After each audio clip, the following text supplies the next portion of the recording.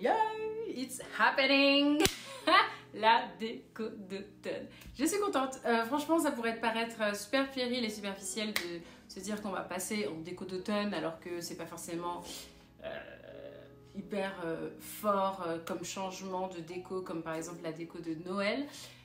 Mais pour moi, en fait, ça me fait du bien au moral de passer dans des tons qui sont un petit peu plus doux et qui accompagnent jusqu'à Noël. C'est aussi une manière c'est peut-être aussi un joli prétexte pour changer de déco, de changer de déco tout simplement. Je pense qu'il faut s'accorder des petits plaisirs, c'est des choses qui nous font plaisir, autant les faire si ça n'a pas grande conséquence. Donc ça n'a aucune conséquence pour personne que je change la déco de chez moi et que je l'adapte à des tons qui sont plus chauds pour l'automne. Donc c'est aujourd'hui, voilà. J'ai acheté plein de petits trucs en solde pendant l'été, etc. Notamment des thés d'oreiller parce que je vais changer tout ça dans mon salon, pour ma literie aussi. J'ai fait confiance à ma fleuriste qui est juste génialissime pour me composer une super belle couronne d'automne. Vous verrez, elle est juste magnifique. Vraiment, n'hésitez pas à aller voir vos fleuristes et de leur parler de vos projets, de dire que voilà, vous voulez passer à une déco d'automne, qu'est-ce qu'ils peuvent vous proposer, est-ce qu'ils peuvent vous composer une couronne. Et voilà, donc j'ai acheté des fleurs de pampa chez Centre Accord et des fleurs un petit peu.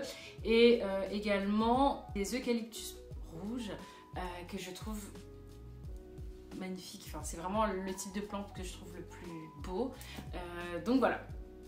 Et du coup, je vais changer des petits trucs un petit peu partout dans la chambre, mais dans les pièces. Et donc, du coup, vous verrez tout ça. J'espère que ça vous plaira. Si vous ne me suivez pas encore sur Instagram, je vous encourage à le faire. Je suis très présente là-bas. Donc, ça serait une occasion de me suivre un petit peu plus quotidiennement, en story notamment.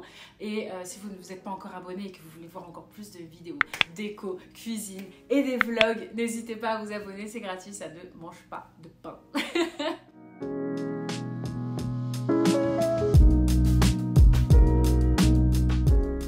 Pourquoi j'aime bien l'automne? J'avoue que je ne suis pas une grande fan de l'été. Je suis une enfant du printemps. Voilà, moi je suis née au printemps. J'adore le printemps dans le sens où il fait beau mais il fait pas trop chaud. En été, si on met de côté l'été pourri qu'on a eu cette année, normalement il fait très chaud, il fait très lourd. On a du mal, je trouve qu'on a du mal à s'habiller au niveau des vêtements, etc. C'est pas ouf. Et en fait, en automne, je trouve que la diversité des chaussures, la diversité des manteaux, la diversité finalement des fringues, des tons, de la météo qui reste lumineuse tout en restant peut-être tout doucement plus fraîche, les nuits qui raccourcissent. Il y a un côté très cosy que j'adore. Vous me connaissez, de toute façon vous savez que j'aime tout ce qui est cosy. Et donc voilà, donc je trouve que l'automne est très favorable à cela. Et en fait, amener cette ambiance dans la maison, ça peut être une manière finalement d'accompagner la rentrée, de se dire que les choses reprennent, mais qu'il peut y avoir, ça peut être empreint de douceur finalement dans tout ça. Donc voilà, donc moi au niveau de ma déco d'automne cette année, on reste sur les tons finalement de ma maison, mais je vais apporter beaucoup plus de coziness, beaucoup plus de douceur, beaucoup plus de... Vous voyez? Et voilà, je vous encourage à faire de même si ça vous fait plaisir. Sinon, c'est pas grave, vous pouvez regarder mes vidéos, ça vous fait du bien. Puis voilà, moi j'aime vraiment me créer toute une ambiance, faire par exemple des boissons qui sont beaucoup plus chaudes, plus lactées. Après, je ne bois pas de lait de vache, mais du coup, avec du lait d'avoine ou du lait d'amande ou du lait de riz, j'adore le lait de riz, ça peut être des boissons qui sont vraiment réconfortantes.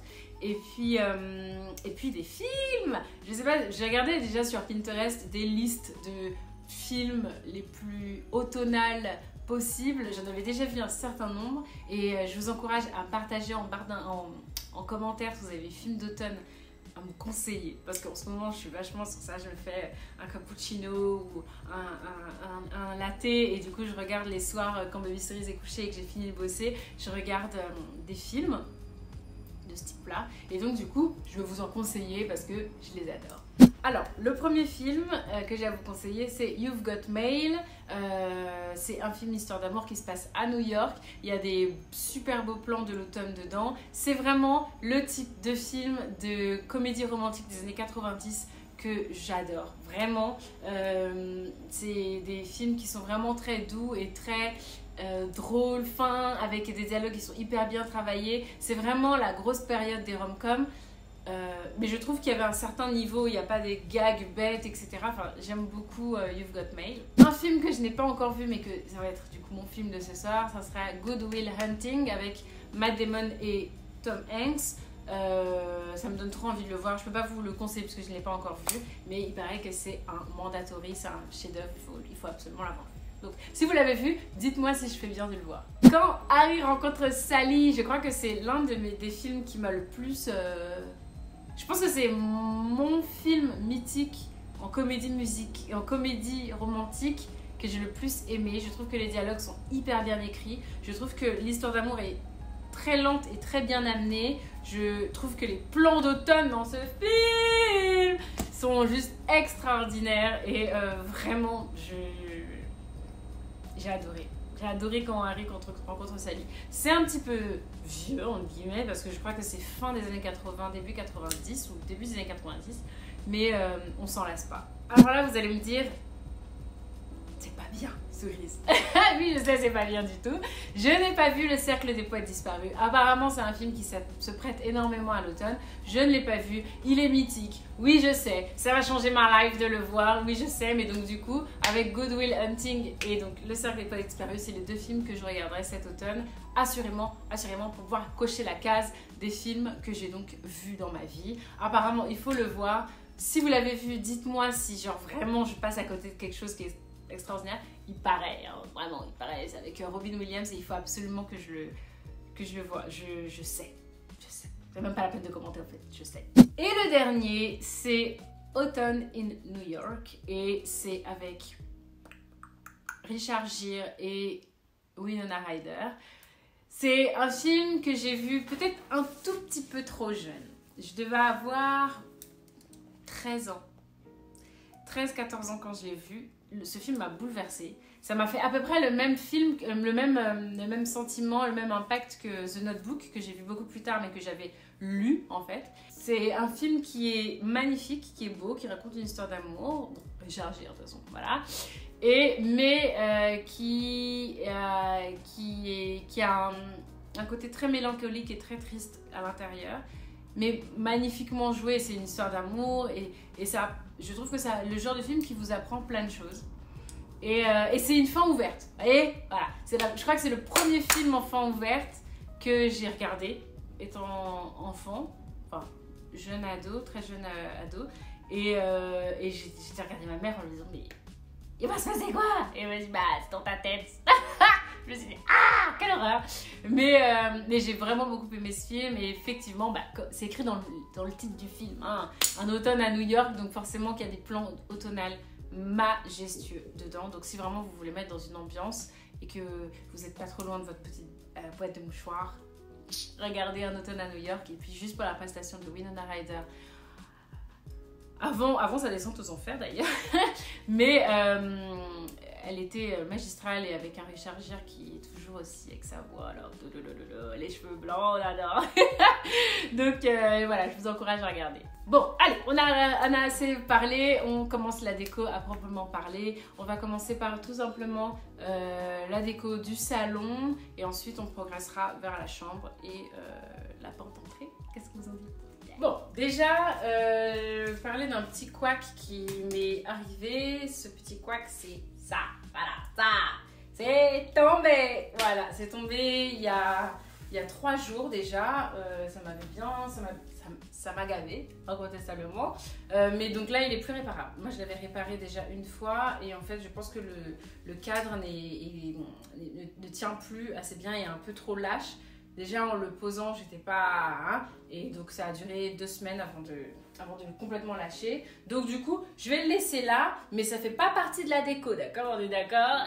J'ai mis, du coup, sur la table, finalement, la totalité de la déco que je vais installer. Donc là, vous avez, du coup, toutes les têtes d'oreiller à changer pour un côté ultra cosy, etc. On a du H&M Home. Ça, c'est Action, mais sinon, tout le reste, c'est H&M Home. Et du coup, on voyait ma super couronne de fleurs. Elle a mis du pampa, justement, pour pouvoir rappeler le pampa qui se trouve un petit peu partout dans ma maison. Et du coup, moi, j'ai racheté des pampas chez Centracor. Des pampas qui sont un petit peu plus foncés pour pouvoir faire une sorte un peu de mélange. J'ai acheté ça pour pouvoir... Vous verrez ce que je vais en faire sur mon miroir. Et voilà, et là du coup on est sur des tons rouges. Vous voyez également mes fleurs d'hibiscus du coup, d'eucalyptus qui sont là, qui sont marronnées, et du coup vous allez comprendre ce que je vais faire avec.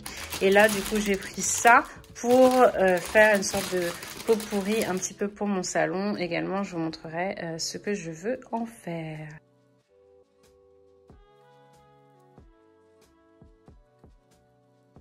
Alors, pour commencer, j'ai commencé par mon salon.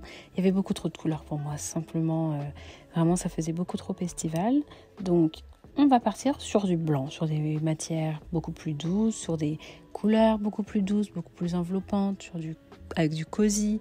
Voilà, donc des matières en laine, des matières en velours, des matières vraiment avec du lainage, ce genre de matière-là que je vais venir apporter dans mon salon en utilisant déjà la base que j'ai. Donc, je remplis mes coussins, j'en ai un certain nombre, j'avoue. Lorsque je redécore quelque chose comme ça, j'aime bien me mettre soit un podcast, soit de la musique. C'est un petit moment pour penser, on va dire une sorte de méditation adaptée. On ne fait pas que travailler, on pense également à ce que ça va donner plus tard. Voilà, on écoute tranquillement de la musique. Ça peut être vraiment une sorte de petit moment à soi en fait. Pour le plaid, j'utilise vraiment quelque chose que j'avais déjà. Donc j'ai mon bac à plaid là. Et donc j'avais des plaids blancs, des plaids couleur crème. Donc en fait j'ai rangé le plaid jaune moutarde et j'ai sorti le plaid blanc. Et finalement ça s'adapte vraiment bien à l'ambiance générale. On oublie complètement qu'il y avait du moutarde à la place. Évidemment, je n'oublie pas de parfumer. J'utilise aussi du parfum à base de fèves de tonka. C'est des parfums très enveloppants, très automnal, assez un peu lourds, mais que j'aime bien en fait rajouter chez moi pour vraiment quitter les tons fleuris et estivaux et sucrés qu'on peut avoir en été, pour vraiment quelque chose de plus rond et de plus, de plus musqué finalement. Ma partie préférée est faire les bouquets de la maison. Alors, j'utilise beaucoup de pampas comme vous pouvez le voir. Et là, avec mes eucalyptus rouges, je fais une sorte de composition dans ce vase que j'ai acheté chez H&M Home et que je remplis et que j'étoffe avec des branchages que j'ai trouvés chez Centracor qui rendent un peu le tout un peu flou, mais qui a un côté finalement très forestier en fait. J'aime énormément.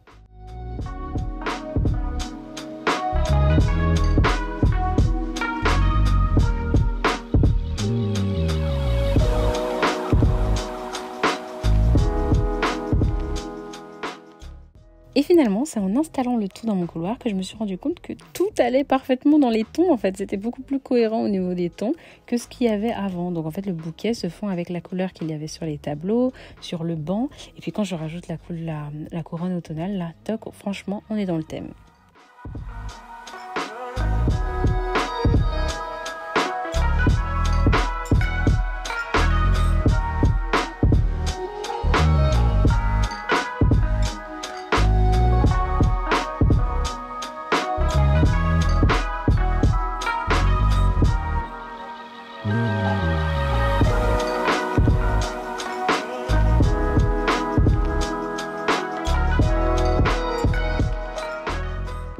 Du coup, j'ai déplacé mes fleurs de coton qui étaient dans l'entrée, je les ai ramenées au salon et en fait, ça participe de ce côté très cosy jusque dans les plantes du salon.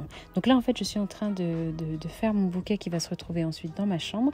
Il y avait déjà des fleurs de pampas claires et du coup, j'ai rajouté des fleurs de pampas beaucoup plus sombres pour ajouter un petit peu de volume en fait.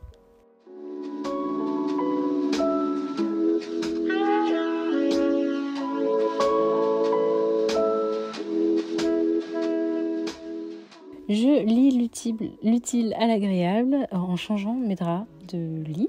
J'avais des draps roses et en fait, voilà, comme vous l'avez bien compris, je veux du blanc, du blanc, du blanc, du blanc, du blanc. Donc du coup, j'en profite pour changer mes draps qui étaient en plus sales, on était en fin de semaine. Donc du coup, j'en ai profité pour tout changer. J'aime bien ce moment-là parce que du coup, il y a l'odeur des draps neufs, hein, tout simplement, qui prend vraiment toute la chambre. C'est un très bon moment. Un peu fatigant, je vais pas vous mentir, parce que mettre la housse de couette dans la couette, la couette dans la housse de couette, c'est pas facile. Mais finalement, changer le drap à la fin, il y a une vraie grande satisfaction et on a hâte de se plonger dans son lit surtout.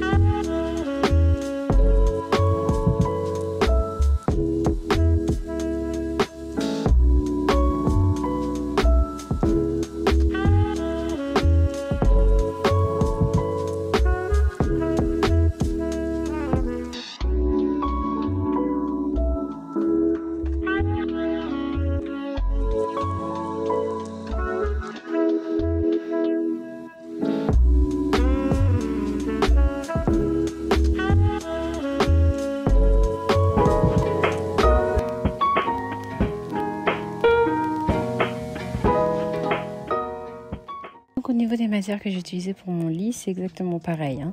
De la laine et du velours, et même un velours, une matière assez fluffy pour remplacer les coussins dans mon siège. Je les ai trouvés chez H&M Home, comme je vous l'ai dit, et voilà, ça apporte vraiment ce côté de coziness, de douceur, de calme, de sérénité dont on a besoin. Et surtout, je vous le redis, apporter de la lumière. En fait, les points lumineux réchauffent une pièce. Donc quand vous utilisez des lumières chaudes, en fait des lumières jaunes, et ben en fait votre pièce a l'air beaucoup plus douce et beaucoup plus accueillante. Je vous encourage également par exemple à faire comme moi en ayant des lampes connectées, ce qui fait que vous pouvez moduler dans la journée, ou lorsqu'il fait vraiment moche, vous pouvez mettre en lumière du jour et le soir passer en lumière jaune. Pareil dans ma chambre, au niveau des senteurs, on est vraiment aussi sur des senteurs, ça s'appelle Au feu de bois, j'achète ça chez Atmosphera. Et en fait, c'est pareil, hein, c'est autour de la bergamote, du tonka. C'est beaucoup moins fort qu'au salon, parce que quand même au salon, il y a beaucoup plus de vie, il y a beaucoup plus de passages, etc. Donc en fait, je maintiens vraiment un niveau de parfumage, si je peux dire, qui est assez élevé. Dans la chambre, quand même, je dois y dormir, donc c'est plus doux. C'est vraiment juste un diffuseur comme ça, mais on est vraiment sur ce type de senteur aussi. Ensuite, autour de ma télé, je tenais à avoir quelque chose un peu d'original, un peu une création. L'année dernière, j'avais fait un petit peu la même chose. Et du coup, là, en fait, j'ai acheté un nécessaire pour pot-pourri. Et j'ai mes bougies artificielles qui imitent en fait la lumière d'une bougie. Et en fait, je remplis un vase avec, et vous voyez ce que je fais, pour faire une sorte de création de pot-pourri avec les lumières.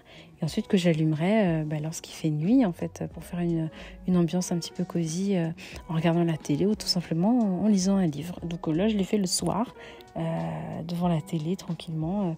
J'ai construit mon petit truc et ça m'a fait du bien.